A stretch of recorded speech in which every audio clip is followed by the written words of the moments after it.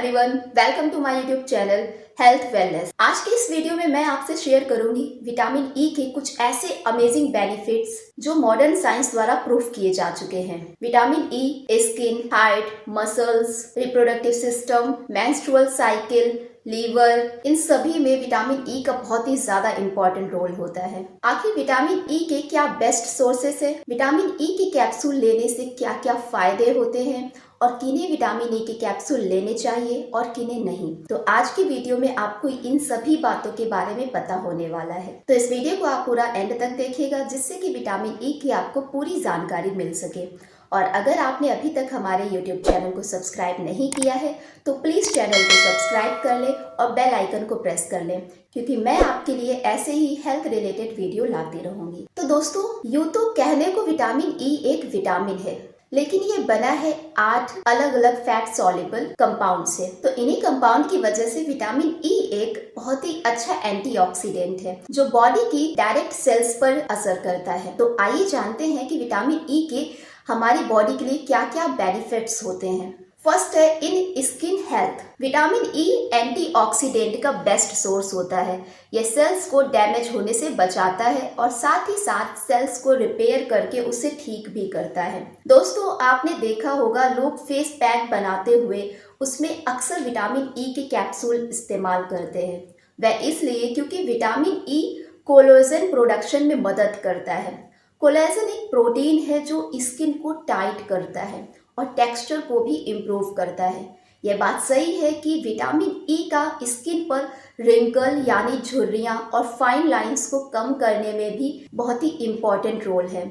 जो लोग vitamin E को रेगुलर इस्तेमाल करते हैं तो उन्हें उनकी बढ़ती उम्र में होने वाली सभी स्किन समस्याओं से छुटकारा मिल जाता है। यहाँ तक कि स्किन पर जो ओल्ड एज में स्कार्स आते हैं जैसे स्ट्रेच मार्क, पिंपल मार्क्स, उन पर भी अगर विटामिन ई का ऑयल रब किया जाए तो धीरे धीरे ये सभी मार्क गायब होने लगते हैं।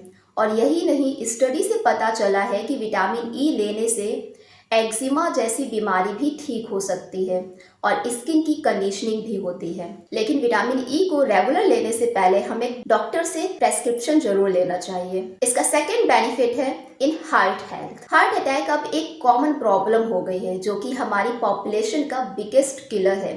लेकिन आखिर कारण क्या है? दोस्तों, जब हमारे ब्लड में क्लॉट बनने लगता है, मतलब ये कि ब्लड एक जगह पर इकट्ठा होने लगता है, तब हार्ट अटैक के चांसेस काफ़ी बढ़ जाते हैं। और विटामिन ई की ये क्वालिटी है कि ये ब्लड में क्लॉटिंग नहीं होने देता। इनफैक्ट अगर कहीं ब्लड में पहले से ही क्लॉट बने हुए हैं तो विटामिन ई लेने से वो डिसॉल्व होने लगते हैं। आसान भाषा में कहा जाए तो विटामिन ई ब्लड को बहुत ही इफेक्टिवली डाइल्यूट करता है, यानी पतला करके रखता है। और विटामिन ई को लेने से दिल की नसें सॉफ्ट रहती हैं और ट्राइग्लिसराइड्स कंट्रोल में रहता है और साथ ही साथ ब्लड प्रेशर भी कंट्रोल में रहता है। 2019 में 18 ऐसी स्टडीज हुई जिनसे प्रूफ हुआ कि जिन्हें विटामिन ई दिया गया उनकी हार्ट में काफी सुधार आने लगा। ओवरऑल विटामिन ई सभी कार्डियोवैस्कुलर डिजीज के लिए बहुत ही ज्यादा फायदेमंद है। इसका थर्ड बेनिफिट है इन रिप्रोडक्टिव सिस्टम। रिप्रोडक्टिव सिस्टम में इसका यूज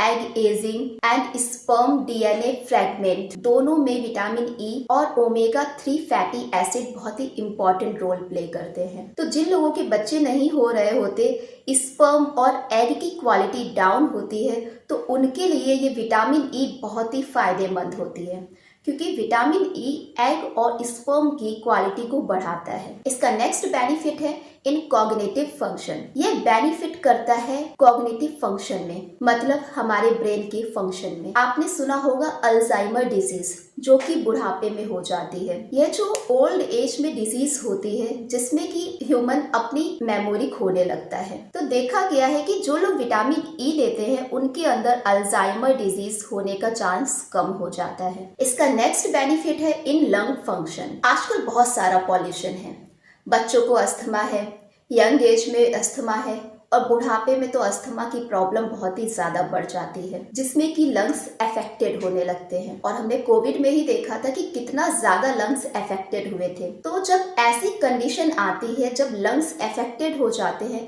तो उस कंडीशन में विटामिन ई बहुत ही ज्यादा फायदेमंद साबित होता है। इसका नेक्स्ट बेनिफिट है इन एंटी एजिंग इफेक्ट। दोस्तों, हमारी बॉडी में जो सेल्स होती हैं उनका ऑक्सीडेटिव स्ट्रेस की वजह से उनकी एजिंग होती है।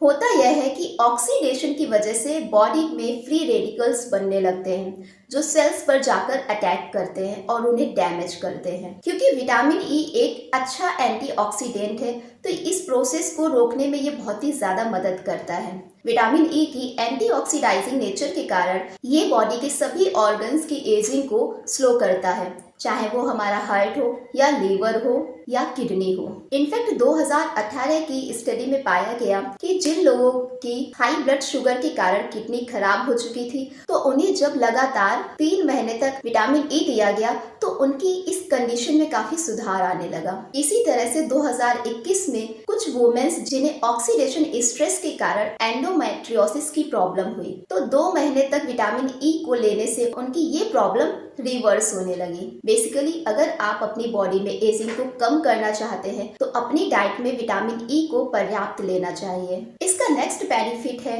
In non alcoholic fatty liver. ये बात सच है कि विटामिन ई लेने से नॉन एल्कोहलिक फैटी लीवर में बहुत ही हेल्प मिलती है। दोस्तों, लीवर का काम हमारी बॉडी से सभी टॉक्सिन्स को बाहर निकालना है, लेकिन जब हमारा खान पान सही नहीं होता है तो टॉक्सिन्स का लेवल काफी बढ़ जाता है और लीवर उसे संभाल नहीं पाता है। तो इस प्रक्रिया में लीवर पर फैट डिपोजिशन होना स्टार्ट हो जाता है। इससे लीवर कमजोर हो जाता है और लीवर सिरोसिस के रूप में परमानेंट डैमेज भी हो सकता है। तो इस सिचुएशन में जब बिना शराब पिए लीवर फैटी हो जाए तो ऐसी कंडीशन में विटामिन ई लेना बहुत ही फायदेमंद साबित होता है। 2021 में अलग अलग स्टडीज के माध्यम से ये बात प्रूफ हुई कि नॉन एल्कोहलिक फैटी लीवर में जब विटामिन ई दिया जाता है तो ये देखा गया कि विटामिन ई का इस्तेमाल करने से लीवर पर जमा हुआ फैट धीरे धीरे कम होने लगा। और यही नहीं, जो एसजीपीटी और एसजीओटी की वैल्यू बढ़ी होती है वो भी नॉर्मल होने लगती है। इसका नेक्स्ट बेनिफिट है इन डिस्मेनोरिया। लड़कियां जिन्हें पीरियड्स में बहुत ज्यादा पेन होता है तो उन्हें विटामिन ई लेने से इसमें बहुत फायदा मिलता है। पीरियड्स में जो दर्द होता है उसे क्रैम्प्स कहते हैं। ये एक्चुअली डिस्मेनोरिया की वजह से ही लड़कियों को पीरियड्स में दर्द होने लगता है। लेकिन जब ऐसी कंडीशन में विटामिन ई दिया जाता है तो ये डिस्मेनोरिया जैसी प्रॉब्लम भी धीरे धीरे ठीक होने लगती है। दोस्तों, विटामिन ई की डेफिशिएंसी से ना सिर्फ स्किन, लिवर, मसल्स पर फर्क पड़ता है और ये हमारे ब्रेन को भी काफी इफेक्ट करता है।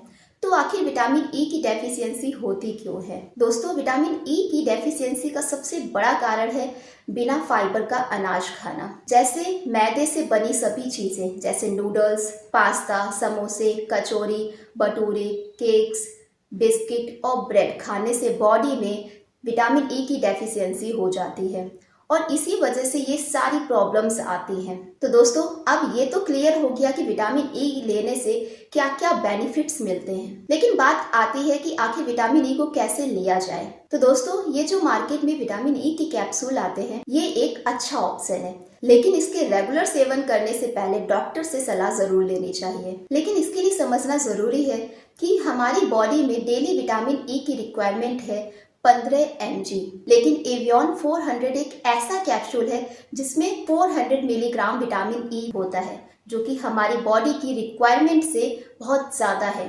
तो इसलिए विटामिन ई का रेगुलर सेवन नहीं करना चाहिए। तो आइए जानते हैं कि ऐसे क्या बेस्ट फूड सोर्सेस हैं जिनसे हमें आसानी से विटामिन ई मिल सकती है। तो सबसे पहले है व्हीट जर्म ऑयल। यह बनता है गेहूं के बीज से। ये अकेला ही विटामिन ई का इतना अच्छा सोर्स है कि इसके आगे सभी फूड फेल हैं। व्हीट जर्म ऑयल की मात्रा 1 चम्मच में 20 मिलीग्राम विटामिन ई पाया जाता है जो कि डेली रिक्वायरमेंट से थोड़ा ज्यादा है। तो इसका इस्तेमाल आप रोजाना 1 चम्मच पानी में डालकर पी सकते हैं। नेक्स्ट है सनफ्लावर सीड्स। सूरजमुखी के बीज में भी भरपूर विटामिन ई है। अगर आप सिर्फ 28 ग्राम सूरजमुखी के बीज खाएं तो आपको मिलेगा 10 मिलीग्राम विटामिन ई कि जो डेली रिक्वायरमेंट का 60% है। तो इस सनफ्लावर सीड्स को अगर आप ड्राई रोस्ट करके भी खाते हैं तो ये भी बहुत ही अच्छा ऑप्शन है। इसका नेक्स्ट सोर्स है आमंड यानी बादाम। बादाम में भी अच्छी क्वांटिटी में विटामिन ई होता है। लगभग 1 मुट्ठी बादाम में 7.3 मिलीग्राम विटामिन ई होता है जो कि डेली रिक्वायरमेंट का 50% है। बादाम को आप भिगोकर खा सकते हैं, बादाम को रोस्ट करके भी खा सकते हैं। इसके अलावा बादाम रोगन तेल 1 चम्मच अगर दूध में डालकर पिया जाए तो यह भी विटामिन ई के लिए बहुत ही अच्छा ऑप्शन है। मूंगफली यानी पीनट्स, ये भी विटामिन ई का बहुत ही अच्छा सोर्स माना जाता है, तो इन्हें भी आप अपनी डाइट में इंक्लूड कर सकते हैं। दोस्तों, इसके अलावा पालक, ब्रोकली और सभी पत्तेदार सब्जियां, इनमें भी विटामिन बहुत होता है, तो इन सभी को अगर आप अपनी डाइट में थोड़ा थोड़ा इंक्लूड करते हैं तो विटामिन ई आपकी बॉडी में पर्याप्त रहेगा। तो दोस्तों, अगर आपको ये वीडियो हेल्पफुल लगी हो तो वीडियो को लाइक करें और चैनल को सब्सक्राइब कर लें और साथ ही साथ बेल आइकन को भी प्रेस कर लें, क्योंकि मैं आपके लिए ऐसे ही हेल्थ रिलेटेड वीडियोस लाती रहूंगी। तो हेल्दी रहिए, खुश रहिए। Thanks for watching.